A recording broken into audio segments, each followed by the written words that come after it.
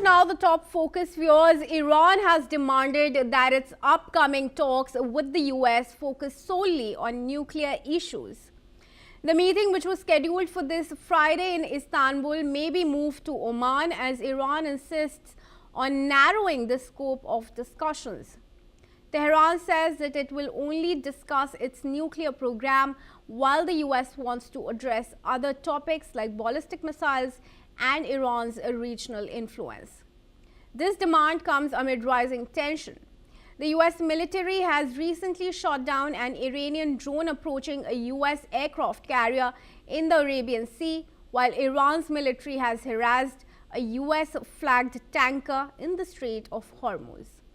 Now, Iran's desire for a bilateral meeting contrasts with the planned regional participation. Countries like Pakistan, Saudi Arabia and the UAE were expected to attend, but Tehran now wants to limit talks to just the US. The US has been building up significant naval forces in the region, adding pressure on Iran. Iran has rejected key US demands, including limitations on its missile program and zero uranium enrichment. However, Iran has also reportedly shown some flexibility on uranium issues, including the potential handover of highly enriched uranium.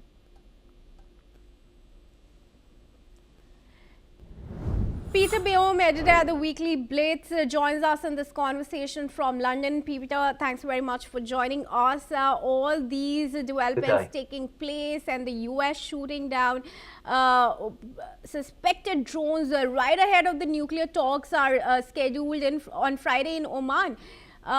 These are, of course, contradictory developments taking place. What is one to assume? Yeah, very, very contradictory, as you say, but I think we can analyze this situation with logical explanations. So the first thing is that the Iranians insisted that the talks be held not in Turkey, where they were originally scheduled for, but in Oman. This in itself, excuse me, was quite strange. Why should they do that? And no news outlet, no political analyst or researcher has been able to give a satisfactory explanation. So for what it's worth, and the feedback I've been getting is as follows. Turkey wanted to be at the table in these discussions, and the Iranians did not want them there, because recently Turkey have adopted a less than friendly attitude to the Iranian regime and want to see the American initiative with what the Americans want discussed at the table to come forward. That annoyed the Iranians, and therefore they wanted the talks moved not from Turkey but to Oman, and well, Turkey will not have a seat at the table. Now, the negotiations, which you quite rightly say are scheduled to take place on Friday, this is the current situations. The Iranian want to keep it to a one-topic issue, and that's the their nuclear development issue, whereas the Americans want to expand to 4 issues, and they've made it quite clear. No nuclear enrichment, no ballistic missile production, no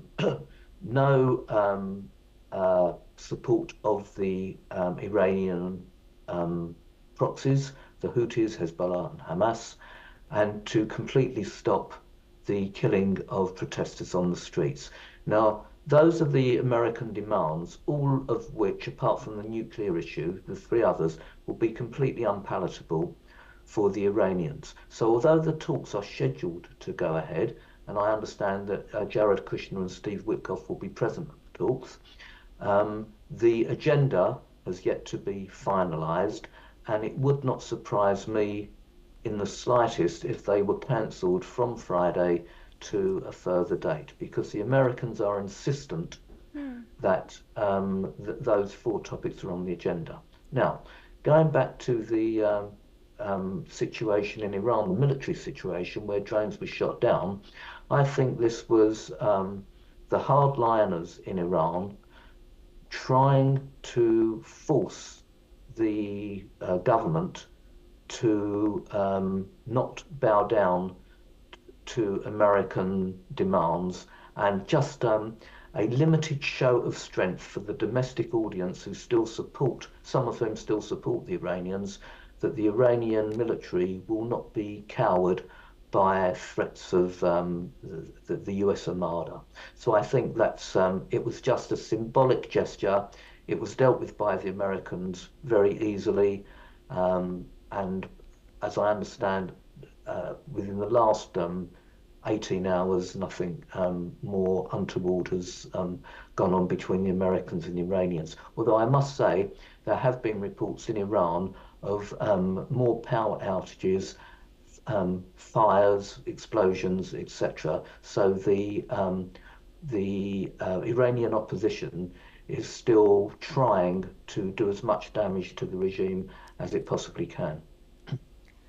Right. What do we know about Iran's missile program, even if they are not enriching the uranium to a greater degree from 60% now? Well, It's still building on its missiles and its arsenal.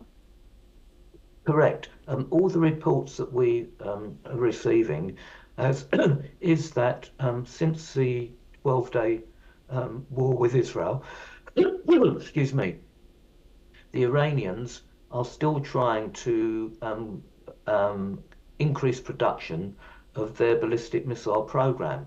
Now, for the Iranians, they can increase as many ballistic missiles as they want to, but they don't have the means to launch them because the vast majority of their launching pads were destroyed during the war, and replacing those is something different to replacing missile production.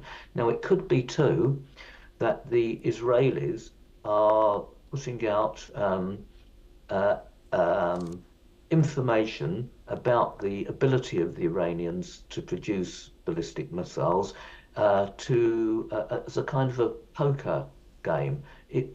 With all the infrastructure problems that Iran have, especially with the lack of water and the environment systems, the complete collapse of banking and the social structure, it would be very hard to believe that the Iranians were capable of producing ballistic missiles in such numbers as they would need to fight a war with either the Americans or Israel. And again, this could be Iranian bluff and bluster, trying to prove that they have the military means to undertake such a war. So there's a lot of poker playing on both sides.